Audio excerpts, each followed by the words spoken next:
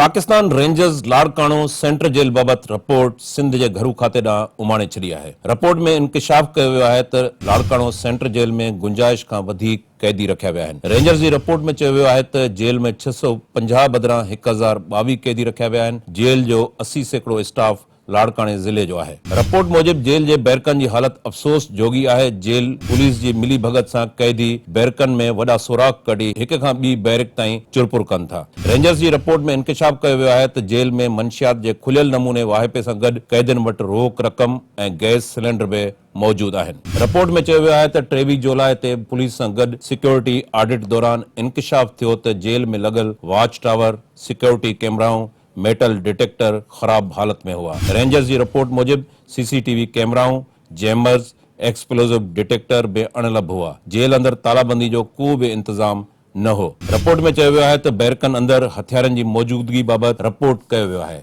Rangers की report में jail अंदर केतिरनि ई सालनि खां सर्च ऐं स्क्रीनिंग ऑपरेशन न थियण जो ज़िम्मेवार जेल अख्तियारियुनि ऐं मक़ामी सियासतदाननि खे करार ॾिनो वियो आहे। रिपोर्ट में चयो वियो त जेल में केतिरनि ई वरहनि खां स्कैनिंग ऑपरेशन जी ज़रूरत रही आहे, पर कैदियुनि पारां एहतजाज करे इहो ऑपरेशन हर भेरे मुलतवी करायो वेंदो आहे।